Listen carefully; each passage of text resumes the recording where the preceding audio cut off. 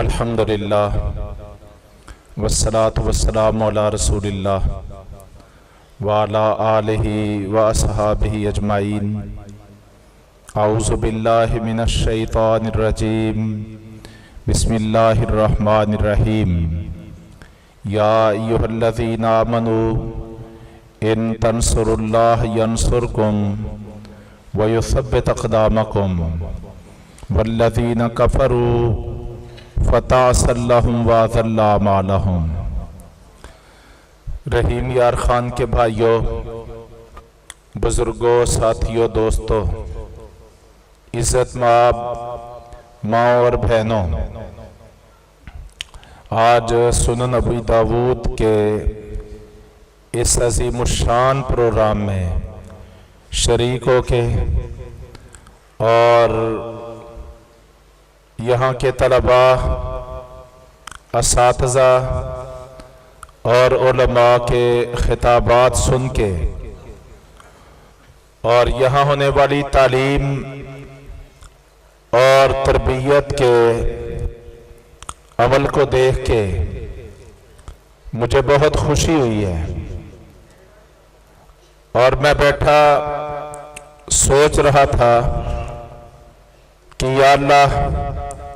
تو ہمیں اور توفیق عطا فرما۔ یہ کام جو جامعہ القادسیہ رحیم یار خان میں تعلیم کتاب و سنت کا جاری ہوا ہے، اے اللہ اس کو گرد و نواح میں روشنی اور نور کی طرح پھیلا دے، اور لوگوں کے دلوں کو حق اور سچ کی طرف موڑ دے، اور ہمیں وہ کام کرنے کی توفیق عطا فرما جو تیری زمین پر تیری مخلوق کے دوران تیرے منتخب انبیاء کیا کرتے تھے۔ اے اللہ ان لوگوں کے راستے پر ہمیں چلنے کی توفیق عطا فرما، اس اسلوب دعوت کو اپنانے کی توفیق عطا فرما۔ کئی لوگ وہ بڑی مشکل میں ہیں جب ہماری زبان سے سنتے ہیں کہ ہم نے سیاست کا فریضہ ادا کرنا ہے، ان بیچاروں کو الجھن پیدا ہو جاتی ہے، اور وہ یہ سمجھتے ہیں کہ یہ تو راہ راست سے بھٹک رہے ہیں۔ رحیم یار خان کے بھائیوں، اچھی طرح سمجھ لو، ہمارے مدارس قائم کرنے کا مقصد، تعلیم کتاب و سنت کا اہتمام کرنے کا مقصد، قرآن کا ناظرہ، حفظ، ترجمہ اور تفسیر پڑھانے کا مقصد، ام القرآن میں بہنوں اور بیٹیوں کے لیے تعلیم اور تربیت کا مقصد، ہمارے زندگی کے تمام جو اٹھائے گئے قدم ہیں اور حاصل کیے گئے مرحلے، ان سب کا اگر ایک لفظ میں آپ مفہوم اور مطلب سمجھنا چاہیں تو وہ یہ دعوت اللہ ہے۔ ہم دعوت کے لوگ ہیں، انبیاء کی دعوت، صالحین و صدیقین کی دعوت، اللہ کے نیکوکار بندوں کی دعوت، قرآن کی دعوت، سنت کی دعوت، اسوائے محمدی کی دعوت، اور خلفائے راشدین کے طرز زندگی اور ان کے طرز سیاست کی دعوت، تو دعوت کے لوگ ہیں۔ اور یہ پاکستان اللہ تبارک و تعالی نے بڑے عظیم مقاصد کے لیے ہمیں عطا فرمایا ہے، اور راستے کلیئر ہوتے جا رہے ہیں، رکاوٹیں ختم ہوتی جا رہی ہیں، اور جو ہمارے راستے میں بند باندھنے آئے تھے، اللہ تبارک و تعالی ان کو دائیں بائیں کر کے ہمیں کام کرنے کے موٹر بھی عطا فرما رہے ہیں۔ تو میں آپ سب سے گزارش کروں گا، یہ ہمارے طالب علم بیٹھے ہیں جنہوں نے ماشاءاللہ سنن ابو داود بھی پڑھی ہے، اور جو اگلے سال صحیح بخاری پڑھیں گے، اور جنہوں نے قرآن حفظ کیا ہے اب اس قرآن کا ترجمہ تفسیر اور حدیث پڑھیں گے، میں ان کو بھی مخاطب کر کے کہتا ہوں، ان کے جتنے والدین تشریف لائے ہیں، عزیز و اقارب تشریف لائے ہیں، میں ان سب سے کہتا ہوں اللہ کا شکر ادا کرو کہ اللہ تبارک تعالیٰ نے تمہاری نسلوں کے لیے تمہیں بہترین انتخاب کرنے کی توفیق عطا فرمائی ہے، اور اللہ سے توفیق مانگو، حالات کا حل تلاش کرو، اس کے لیے اپنا کردار ادا کرو۔ آج وطن عزیز کے جو حالات ہیں، ان سارے کے سارے حالات کا ایک حل ہے، علاج ہے کہ ہر گھر کے اندر قرآن کا علم، قرآن کی دعوت داخل ہو جائے، ہر گھر کے اندر سنت رسول کا رنگ اور نور پھیل جائے۔ اللہ کی قسم کھا کے کہتا ہوں ہمارے سیاسی مسئلے بھی حل ہو جائیں گے، ہمارے معاشی مسئلے بھی حل ہو جائیں گے، ہمارے دفاعی مسئلے بھی حل ہو جائیں گے، ہمارے معاشرتی مسئلے بھی حل ہو جائیں گے، ہمارے تجارتی مسئلے بھی حل ہو جائیں گے، ہمارے زراعت کے مسئلے بھی حل ہو جائیں گے، ہماری دنیا بھی کامیاب ہو جائے گی، ہماری آخرت بھی انشاءاللہ سمر جائے گی۔ یہ دعوت ہے، اللہ تبارک و تعالیٰ اس کو ہمیں کھڑا کرنے کی توفیق عطا فرمائے۔ جیسے جیسے اللہ کی مخلوق لا الہ الا اللہ محمد رسول اللہ کے کلمے سے جڑتی جائے گی، انشاءاللہ دنیا سے تاریکیاں چھٹتی جائیں گی، اندھیرے مٹتے جائیں گے، اور اللہ کا نور، اللہ کی طرف سے اجالا اور تاریک راہوں کو روشن کرنے کا سلسلہ کامیابی اور کامرانی کی ضمانت بن کے انشاءاللہ اللہ کی ساری مخلوق کے لیے واضح ہوتا جائے گا۔ ہم جن لوگوں کی بات کرتے ہیں جو ہمارے سلف صالحین ہیں، جو ہماری تاریخ کے ہیروز ہیں، مجھے بتاؤ انہوں نے کیا کارنامہ سر انجام دیا تھا؟ نہ ان کے پاس روٹی تھی، نہ ان کے پاس کپڑا تھا، نہ ان کے پاس مکان تھے۔ روٹی، کپڑا اور مکان آج ہماری کتنی جماعتیں ہیں، پارٹیاں ہیں جو اپنی جد و جہد کی بنیاد اس 3 نکاتی ایجنڈے کو قرار دیتی ہیں کہ ہم روٹی، کپڑا اور مکان دیں گے۔ یہ صحابہ کرام کے پاس، اکثر و بیشتر کے پاس یہ وافر مقدار میں موجود نہیں تھا۔ اس ایجنڈے میں ہم صحابہ کرام سے بہت آگے ہیں، روٹی بھی 3 ٹائم کھاتے ہیں، پیٹ بھر کے کھاتے ہیں، رنگ برنگے کھانے کھاتے ہیں، زرق برق قسم کا لباس پہنتے ہیں، شاندار کوٹھیوں، بنگلوں اور محلات میں رہتے ہیں۔ اس میں صحابہ کرام بہت پیچھے تھے، لیکن وہ بہت آگے کس بات میں تھے کہ ان کے پاس اللہ کی کتاب کا علم تھا، ان کے پاس رسول اللہ صلی اللہ علیہ وسلم کی سنت کا علم تھا۔ وہ صرف علم نہیں رکھتے تھے، عمل بھی کرتے تھے، صرف عمل نہیں کرتے تھے، اس کی دعوت بھی پیش کرتے تھے، صرف دعوت نہیں پیش کرتے تھے، اس راستے میں آنے والے مد و جزر کو، اتار چڑھاؤ کو، عظیمتوں، مصیبتوں اور تکلیفوں کو خندہ پیشانی سے سہتے بھی تھے۔ یہی چیز تھی جس نے ان کو بر اعظموں سے پار، بر صغیروں سے آگے، جہاں جہاں انسانی آبادی بستی تھی وہاں تک ان کو پہنچا دیا تھا۔ رسول اللہ صلی اللہ علیہ وسلم نے فرمایا تھا ان اللہ یرفع بہذا الکتاب اقواما ویضع بہ آخرین۔ اللہ تبارک و تعالیٰ اس کتاب کی وجہ سے کئی قوموں کو دنیا میں عزتیں، عظمتیں، سرخروئی اور وقار زندگی، حکومتیں، بادشاہتیں اور خلافتیں عطا فرمائے گا، اور جو قومیں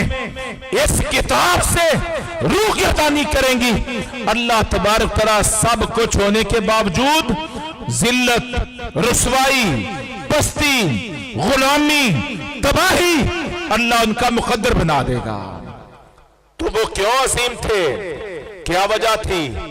وہ رہتے عرب کی سرزمین پہ تھے، ان کا سرہانہ پتھر ہوتے تھے، وہ جھاڑیوں کے اوپر چادر ڈال کے ننگی زمین پر لیٹ جایا کرتے تھے، ان کے جسم پر کئی کئی پیوند لگے کپڑے ہوتے تھے، پاؤں میں جوتے نہ ہوتے تو پھٹے پرانے کپڑے، ٹاکیاں، چیتھڑے اپنے پاؤں پہ باندھ کے غلبہ دین کے لیے نکل جایا کرتے تھے۔ یہ تبوک کا موقع ہے، مسند احمد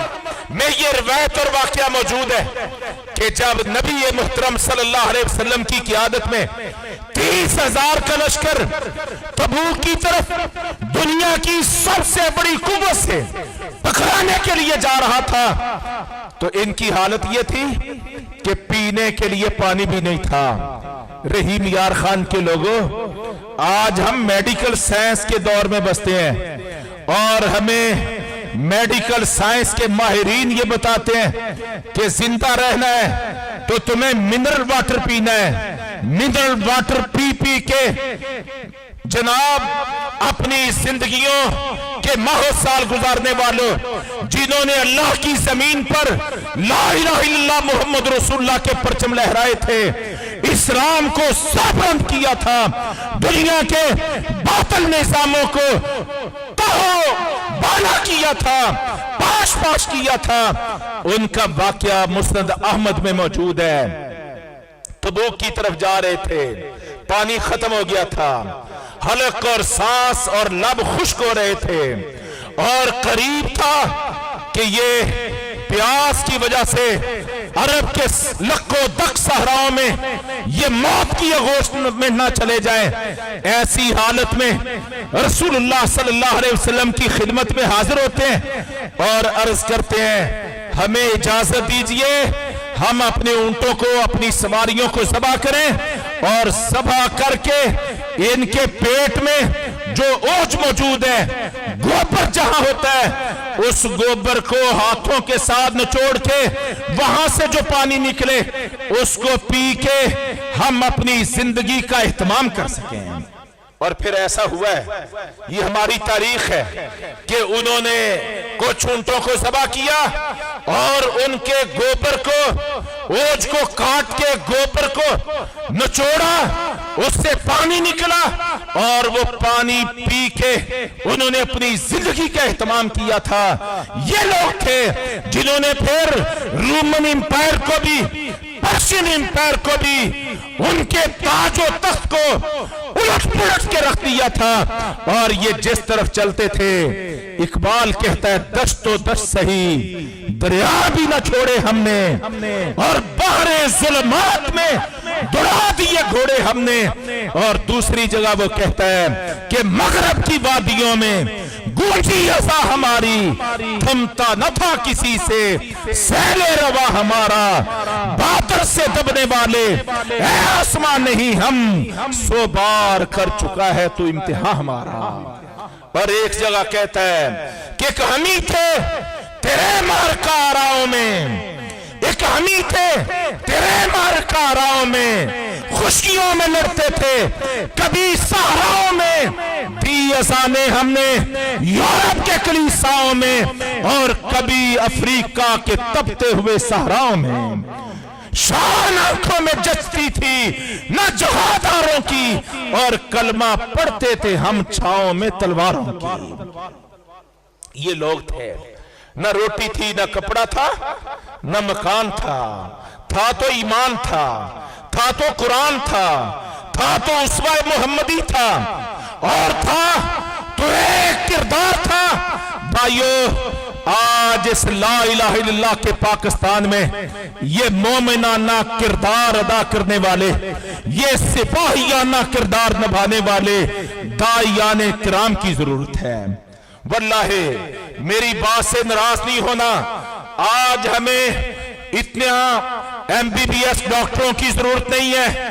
اتنا انجینئرز کی ضرورت نہیں ہے، اور اتنا ایم بی اے کیے ہوئے بزنس مینوں کی ضرورت نہیں ہے، جتنا پاکستان کو اس کے نظریے کو، اس کے جغرافیے کو، اس کی 25 کروڑ آبادی کو، اور یہاں پہ جناب ایک نظریے پر پوری قوم کو متحد کرنے کے لیے، افتراق کو، انتشار کو، فرقہ واریت کو، بڑے بندی کو ختم کرنے کے لیے، الہاد کے فتنوں کو شکست فاش سے دوچار کرنے کے لیے، ایک نظریے پر ایک قوم تشکیل دینے کے لیے،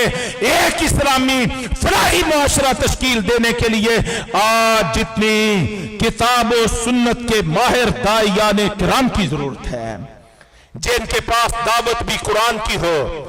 جن کے پاس کردار بھی محمد کریم صلی اللہ علیہ وسلم اور ان کے نیکوکار صحابہ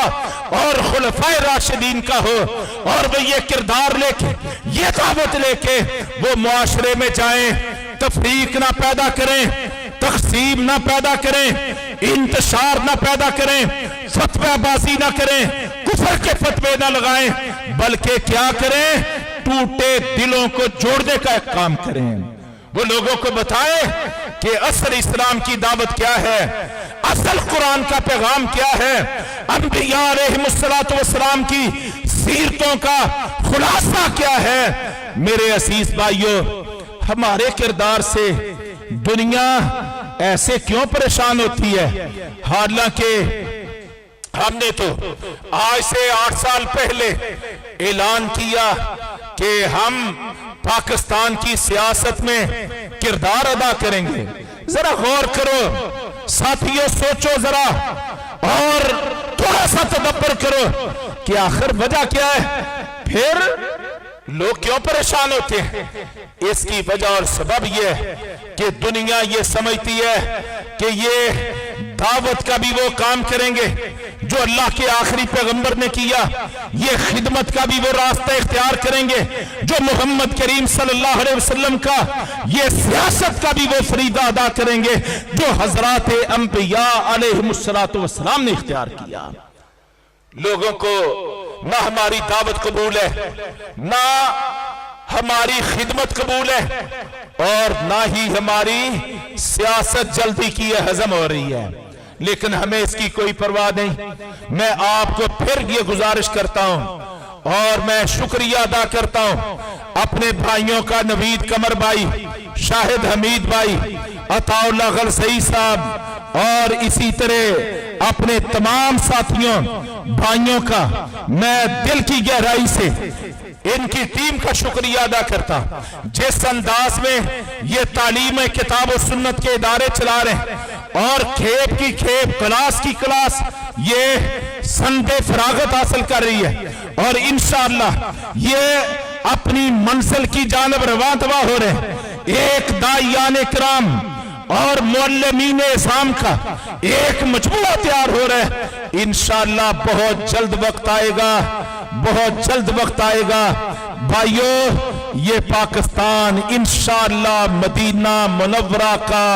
اسلامی فلاحی معاشرے کا رنگ انشاءاللہ پیش کرے گا۔ دیکھو، ایک غلط فہمی کا میں ازالہ کرنا چاہتا ہوں۔ ہمارے ملک میں مدینے کی ریاست کی اصطلاح بڑی چلتی ہے، ہم مدینے کی ریاست بنائیں گے۔ بھائیو سن لو، سمجھ لو، ریاست اللہ کی ذات بنایا کرتی ہے، معاشرہ انسان بنایا کرتے ہیں، معاشرہ انسان تشکیل دیا کرتے ہیں۔ جیسے جیسے انسانوں کی انفرادی ذاتی زندگی کی اصلاح ہوتی جاتی ہے، افراد سے مل کے ایک با کردار صالح معاشرہ تشکیل پاتا ہے، اور جیسے ہی ایک با کردار معاشرہ تشکیل پا جاتا ہے تو اللہ کا قرآن کی سورہ انبیاء میں یہ اعلان ہے، وَلَقَدْ كَتَبْنَا فِي الزَّبُورِ مِن بَعْدِ الذِّكْرِ أَنَّ الْأَرْضَ يَرِثُهَا عِبَادِيَ الصَّالِحُونَ۔ اللہ نے زبور میں جو داؤد علیہ السلام پر نازل ہوئی تھی اس کتاب میں بھی، اور قرآن کے 17ویں پارے کی سورہ انبیاء میں بھی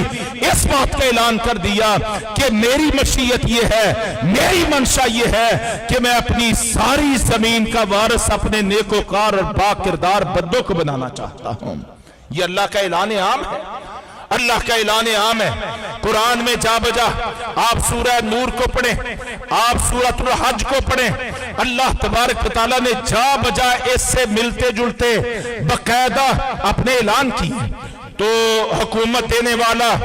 ریاست تشکیل پانے والا اور عطا کرنے والا، حکومت، خلافت اور ریاست مہیا کرنے والا وہ اللہ کی ذات ہے۔ آل عمران کے شروع میں یہ آیت موجود ہے، قل اللہم مالک الملک تؤتی الملک من تشاء وتنزع الملک ممن تشاء وتعز من تشاء وتذل من تشاء بیدک الخیر انک علی کل شیء قدیر۔ اور 29ویں پارے کی سورۃ الملک کی پہلی آیت، تبارک الذی بیدہ الملک وَهُوَ عَلَىٰ كُلِّ شَيْءٍ قَدِيرٌ۔ ملک کس کو دینا ہے، بادشاہت کس کو دینی ہے، ریاست کس کے ہینڈ اوور کرنی ہے، اس کا کلی اختیار کس کے پاس ہے؟ اللہ کے پاس۔ تو انسان اپنی دعوت سے، اپنی تعلیم سے، معاشروں کی تربیت سے، ان کے شعور کو اجاگر کر کے اور محنت کر کے تغدو کر کے انسان معاشرے تشکیل دیتے ہیں، اور اللہ تبارک تعالیٰ جب راضی ہو جاتا ہے اپنے نیکوکار با کردار بندوں کو اللہ رب کریم ریاست عطا فرما دیتا ہے۔ وہ چاہے تو مصر کی سینٹرل جیل میں قید، تقریباً 9 سال کی قید، جرم بے گناہی میں کاٹنے والے اپنے بندے یوسف علیہ السلام کو جب رب تعالیٰ چاہے تو مصر کی سینٹرل جیل سے نکال کے مصر کا تاج و تخت عطا فرما دے۔ آپ 13ویں پارے کی 3ری آیت پڑھیں، اللہ فرماتے ہیں برک وَكَذَلِكَ مَكَّنَّا لِيُوسُفَ فِي الْأَرْضِ، یہ ہم تھے جنہوں نے اپنے بندے یوسف کو جیل سے نکالا۔ نہ ان کی پارٹی تھی، نہ دھڑا تھا، نہ ووٹ بینک تھا، نہ ووٹر تھے، نہ سپورٹر تھے، نہ کوئی خاندان تھا، نہ برادری تھی، نہ سرمایہ تھا۔ الیکشن اور سیاست کے لیے جن جن ذرائع کی اور اسباب کی ضرورت ہوتی ہے ان میں سے کچھ بھی نہیں تھا۔ اللہ فرماتے ہیں ایک ہم تھے کہ ہم نے طے کر لیا تھا کہ اب اپنے بندے یوسف علیہ السلام کو مصر کے تاج و تخت کا سیاہ و سفید کا مالک بنانا ہے۔ جب ہم نے طے کر لیا تو ہم نے کر دیا۔ کون ہے جو ہمارے کیے ہوئے کو روکنے والا؟ فعال لما یرید، ہم جو چاہتے ہیں کر گزرتے ہیں۔ لا یسأل عما یفعل وہم یسألون، ہم جو کرتے ہیں کوئی روک ٹوک نہیں سکتا، کوئی ایسا نہیں، کسی کی کا اختیار اور حقیقت ایسی نہیں وہ ہمارے فیصلوں میں قدغن پیدا کر سکے۔ تو اللہ چاہے تو تنہا اپنے بندے یوسف کو وہ پورا ملک مصر عطا فرما دے۔ اللہ چاہے تو ایک لوہار، لوہے کے اوزار بنانے والا، ذرا غور سے یہ باتیں سنیں، لوہے کے اوزار بنانے والا، محنت مزدوری کرنے والا، سارا دن بھٹی میں آگ دھونکنے والا، لوہے کو نرم کر کے اوزار بنا کے اپنے گزرے اوقات اور حلال رزق حلال کا بندوبست کرنے والا، ایک عام درجے کا، چھوٹے درجے کا، جس کو ہم اپنی زبان میں یہ مزدور کہہ لیں، پنجابی میں کمی کہہ لیں، یہ چھوٹی ذات کے لوگ، یہ داؤد علیہ السلام لوہار کا کام کرنے والے، اللہ تبارک تعالیٰ فرماتے ہیں وہ طالوت کے لشکر میں شامل ہوئے۔ جالوت بادشاہ شام سے ان کا ٹاکرا ہوا، فقاتل داؤد و جالوتا، داؤد علیہ السلام نے جالوت کافر کو، کفر کے سرغنے کو، شام کے بادشاہ کمانڈر ان چیف کو قتل کر دیا۔ فآتاہ اللہ الملک، اللہ نے انعام کے طور پہ اپنے مزدور بندے داؤد کو سرمایہ نہیں دیا، کوئی جناب گفٹ نہیں دیا۔ فآتاہ اللہ الملک، اللہ نے ایک عمل کے نتیجے میں اپنے بندے داؤد کو پورا ملک شام عطا فرما دیا۔ والحکمہ، اور داؤد علیہ السلام وہ تو لوہے کے اوزار بناتے تھے، ان کو کیا معلوم کہ انداز جہاں بانی، انداز جہانگیری کیا ہوتے ہیں۔ اللہ تبارک تعالیٰ فرماتے ہیں ملک چلانے اور ریاست کو چلانے، اس کے امور کا انتظام کرنے، یہ ساری حکمت اور تدبیر بھی ہم نے اپنے بندے داؤد علیہ السلام کو عطا فرما دی۔ ان کے بیٹے ان کے وارث بنے۔ ہمارے کئی بھائی ایک اور غلطی کرتے ہیں، اور ہمارے وطن عزیز میں یہ باتیں بھی عام ہیں۔ موروثی سیاست، موروثی کیا ہوتی ہے؟ باپ کے بعد بیٹا، بیٹے کے بعد اس کا بیٹا، ایک نسل میں، خاندان میں۔ بھائیو آپ قرآن پڑھیں، اللہ فرماتے وَوَرِثَ سلیمان و داؤد علیہ السلام دنیا سے جا رہے تھے، ہم نے ان کا وارث کس کو بنایا؟ ان کے بیٹے سلیمان علیہ السلام کو، ان کے بیٹے سلیمان علیہ السلام۔ ایک موقع پر سلیمان علیہ السلام نے یہ دعا کی، یا اللہ ایسا ملک عطا فرما جو میرے بعد پھر کسی اور کو اتنی بڑی طاقتور بادشاہت یہ کسی اور کے نصیبے میں نہ ہو۔ تو ہم یہ اقرار کرتے ہیں اس کائنات میں سب سے طاقتور بادشاہت، سب سے طاقتور سیاست، حکومت اور خلافت کرنے والے قرآن کے الفاظ کی روشنی میں، رسول محترم صلی اللہ علیہ وسلم کی شہادت اور گواہی کی روشنی میں ہم اقرار کرتے ہیں کہ اس کائنات کے سب سے طاقتور ترین حکمران کون تھے؟ سیاستدان کون تھے؟ سیدنا سلیمان علیہ السلام۔ نوح علیہ السلام سے لے کے لوط علیہ السلام تک دیکھو کہ انبیاء علیہ السلام اپنی قوم کو کہتے کہ اے قوم کے لوگوں صرف ایک اللہ کی عبادت کرو، اس کے علاوہ تمہارا کوئی معبود برحق نہیں ہے۔ بس یہ ایک کلمہ کہنا ہوتا، لا الہ الا اللہ کی دعوت کہ اللہ کے علاوہ کوئی معبود برحق نہیں ہے، اس کے ساتھ شرک نہ کرو، اس کی توحید میں ملاوٹ نہ کرو، یہ کرپشن نہ کرو۔ جو ہی انبیاء علیہ السلام یہ جملہ کہتے تو وہاں پہ ایک جنگ کا ماحول کھڑا ہو جاتا۔ فقال الملأ من قومه،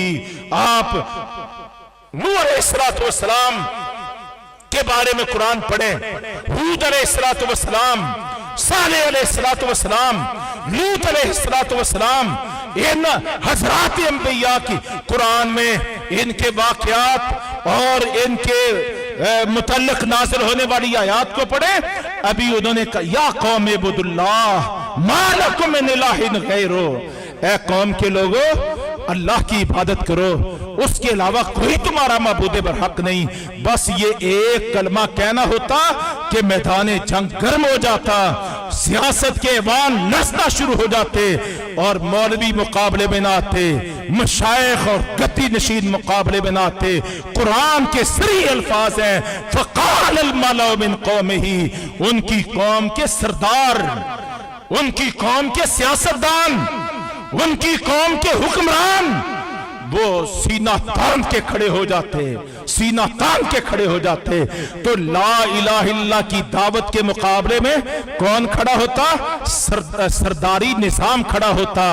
سرمایہ دارانہ نظام کھڑا ہوتا، بستیوں کے بادشاہ حکمران اور سیاستدان کھڑے ہوتے۔ یہ نوح علیہ السلام سے لے کے لوط علیہ السلام تک یہی منظر چلا ہے۔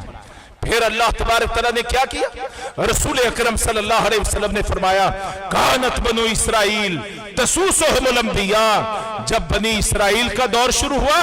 بنی اسرائیل عبرانی زبان کا لفظ ہے، اور اسرائیل کا معنی کیا ہے؟ یعقوب، تو بنی بیٹوں کو کہا جاتا ہے۔ یعقوب علیہ السلام کے بیٹوں کا دور شروع ہوا، اور یہ دور کہاں تک چلا ہے؟ عیسیٰ علیہ السلام تک یہ بنی اسرائیل کا دور ہے۔ اللہ کے پیغمبر صلی اللہ علیہ وسلم فرماتے ہیں کانت بنو اسرائیل تسوسہم الانبیاء، بنی اسرائیل کے سارے دور میں انبیاء علیہ السلام اپنی قوموں کی، بنی اسرائیل کی سیاست و قیادت، امارت اور خلافت کا فریضہ حکومت کا فریضہ انبیاء علیہ السلام ادا کرتے تھے۔ تو انبیاء علیہ السلام پہلے فقط دعوت کا، اور یوسف علیہ السلام سے لے کے نبی محترم صلی اللہ علیہ وسلم تک دعوت اور سیاست کا مشترکہ فریضہ اللہ کے انبیاء ادا کرتے رہے۔ تو جب پہلے صرف دعوت تھی تو آگے سے حکمران بھڑک اٹھتے تھے، جلال میں آ جاتے تھے، غیظ و غضب سے پھٹنا شروع ہو جاتے تھے، رقابتیں کھڑی کرتے تھے، پابندیاں لگاتے تھے، قطریں لگاتے تھے۔ لیکن جب اللہ تبارک تعالیٰ نے دعوت کے ساتھ ساتھ سیاست کا فریضہ بھی انبیاء کے سپرد کیا، تو قرآن کی سورہ سبا پڑھیں۔ سیدنا سلیمان علیہ السلام نے ملکہ سبا کو باقاعدہ طور پہ پیغام بھیجا، اور اس کے مندرجات کیا خط کے، اللہ تعالی علیہ واتونی مسلمین، دیکھنا میری اس دعوت کے راستے میں کوئی اکڑ پن، کوئی اوچھا پن، کوئی بغاوت، کوئی سرکشی، کوئی گنڈا گردی نہیں کرنی، اور میں تمہیں دعوت دیتا ہوں واتونی مسلمین، آؤ میرے دربار میں اللہ کے توحید کے اطاعت گزار اور فرما بردار ہو کے پیش ہو جاؤ۔ یہ کس بات کا اعجاز تھا کہ آج صرف دعوت نہیں، دعوت کے ساتھ قوت بھی، طاقت بھی، ریاست بھی، حکومت بھی،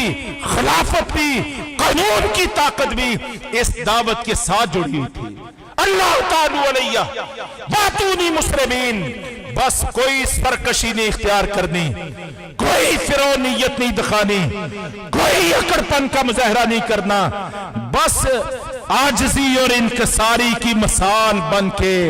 اللہ کے اطاعت گزار بن کے آؤ میرے سامنے پیش ہو جاؤ۔ یہ ہے دعوت، یہ ہے دعوت جمع سیاست۔ اسلام اپنے ماننے والوں کو کمزور نہیں دیکھنا چاہتا۔ تو جب سلیمان علیہ السلام کا یہ پیغام پہنچا ہے اور ملکہ سبا آئی ہے، تو قرآن کے الفاظ ہیں، اگلی آیت میں وہ کیا کہنے لگی اسلمت ما سلیمان للہ رب العالمین، میں سلیمان علیہ السلام کے سامنے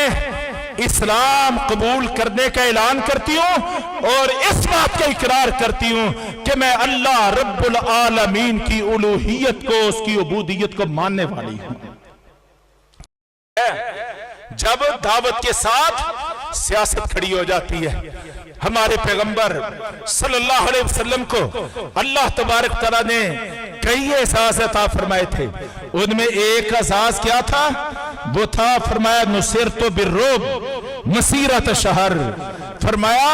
کہ اللہ نے مجھے اتنا رعب عطا فرمایا ہے، میرا دشمن ایک مہینے کی مسافت پر ہو وہ میرا نام سنتا ہے اور اپنے ایوانوں میں بیٹھا ہوا لرزنا شروع ہو جاتا ہے، کپ کپانا شروع ہو جاتا ہے، اس کے رونگٹے کھڑے ہو جاتے ہیں، اس کے اسان خطا ہو جاتے ہیں، وہ بدحواس ہو جاتا ہے، اس کے قدموں تلے سے زمین نکل جاتی ہے۔ یہ رعب اللہ نے کس کو عطا فرمایا تھا؟ میرے اور آپ کے پیغمبر جناب محمد کریم صلی اللہ علیہ وسلم کو۔ آپ بخاری پڑھیں، آپ نے ایک خط لکھا تھا ہرقل شاہ روم کے نام، جو رومن امپائر کا بادشاہ تھا، قسطنطنیہ ان کا دار خلافہ تھا، اور شام کی اثر نو، یہ پرشین امپائر فارسیوں کی طاقت سے شام اثر نو آزاد ہوا تھا اور رومن امپائر کا حصہ بنا تھا۔ تو ہرقل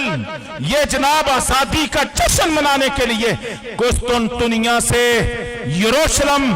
قبلہ بیت المقدس، اس کو ایلیا بھی کہا جاتا تھا، یہاں پہنچا تھا، اور وہی پہ رسول اکرم صلی اللہ علیہ وسلم کا نامہ گرامی، وہاں پہ آپ صلی اللہ علیہ وسلم کا خط مبارک یہ پہنچا تھا۔ اس نے خط پڑھا تھا،